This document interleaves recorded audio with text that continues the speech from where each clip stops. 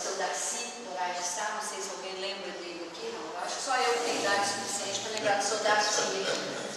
Seu Darcy, que a gente chamava carinhosamente de velhinho, ele dizia assim: Cira, você já viu que tem médico que é chapa batida? Chamava esse, todo respeito, mas ele chamava de chapa batida. Tinha ver o obsessor,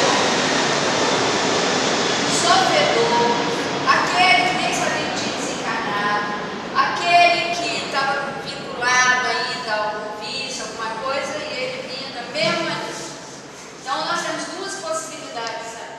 A mais pertinente, a mais provável, é que ele não venceu a característica anímica, ou seja, o anímico se sobrepõe, o que não é aconselhável. O anímico ele precisa ser administrado, ele deve ser administrado como um processo de mapeamento e reconhecimento do campo que você está pisando, né? Ou, na verdade, são manifestações anímicas do próprio médico.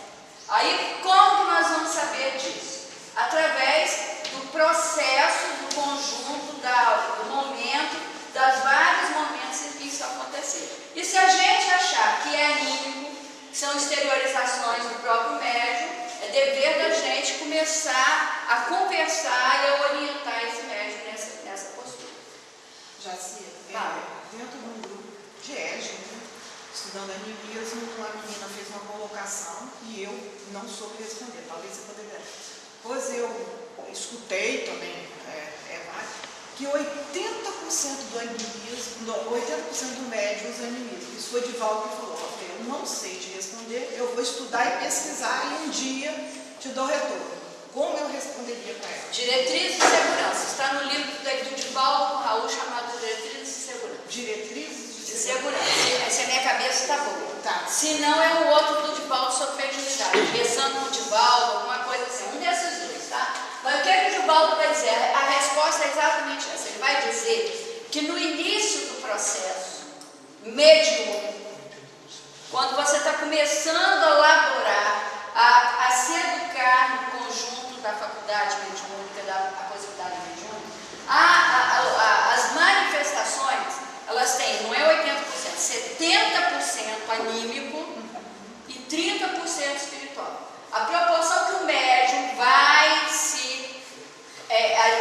ele vai adquirindo, né, mais confiança no processo, que ele vai compreendendo melhor, a proporção que ele vai avançando no conhecimento e na prática com orientação, aí se inverte.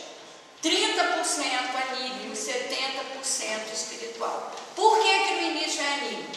Porque, como a gente coloca, Emmanuel coloca, o Iomar falou aqui, não sei se foi no primeiro ou no segundo, acho que foi o primeiro módulo, nós temos muitas questões, e quando a gente faz essa emancipação, essa exteriorização, essa ampliação da alma, quer dizer, a gente abre um pouco mais os limites dos sentidos e vai para aquilo que a parapsicologia chama de sexto sentido, nós vamos permitir que isso tudo que está, né, preso ou mal resolvido, ele aflore. Então, naturalmente, eu que estou numa reunião de educação mediúnica há não sei quantos anos, eu já falei, todo mundo passou de ano, foi e eu continuo lá.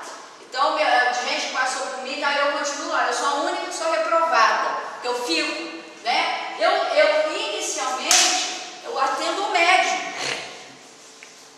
Nas primeiras manifestações, eu atendo o médium. Por quê? Para ele poder se acomodar no campaninho. Porque como a gente se desconhece, o que nós temos guardado aqui dentro é muito desconfortável, às vezes, para nós. É muito inquietante. Aí você vai dizer para o médico, não, isso é anímico. Aí pronto. Não, você vai trabalhando. É espiritual, porque é de um espírito. Não importa se ele esteja encarnado, não. Aí como que a gente percebe? A gente percebe quando, em determinado tempo, depois de uma série, de um tempo de exercícios, de estímulos, de proposição, ele começa a sair ele começa a abrir outras possibilidades além daquela referência, que é muito dele, muito pessoal. Então, por exemplo, vou pegar a Nena aqui, se ela me permite, que ela está lá com a gente. A Nena tem algumas E ela está naquela fase de transição, está começando a sair dessas referências. Nós temos uma outra pessoa do grupo, né, que até pelo processo de criação, pela história, referência sempre interior, lugar rural. Começa assim. Está no lugar rural, está no campo, está vendo um monte, está vendo um risinho, aí ele olha, está aquela imensidão, a pessoa olha, está aquela imensidão. Esse é o ponto de partida. Essa referência ele não vai fugir dela. Só que a partir do momento em que ele for ampliando isso, isso é o ponto de partida, mas não é o ponto de fixação. Porque a grande questão é quando o médico se fixa no anime.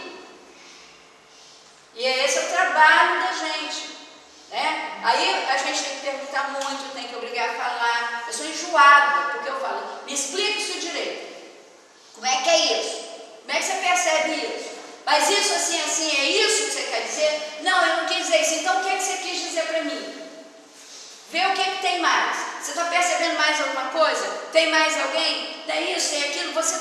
Para você começar, quem coordena a reunião tem, sem o sentimento de invasão, sem o sentimento, né, de querer imiscuir-se, mas tentar conhecer aquele médium que está ali na sua frente para você poder ajudá-lo. Porque quando eu busco isso, eu quero ajudar, porque eu sei, já entendi mais ou menos qual é o caminho mais confortável para ele. Então não adianta, entre aspas, ele querer ir para um caminho, você tem dificuldade naquele caminho. É levar o conforto para o médico, essa é a minha preocupação, que o médico fique confortável naquele momento. O meu interesse é o médico, nesse momento. Ele seja confortável, porque se ele estiver confortável, a coisa flui. Então, Edivaldo fala isso sim, diretriz de segurança, mas nesse sentido, no início.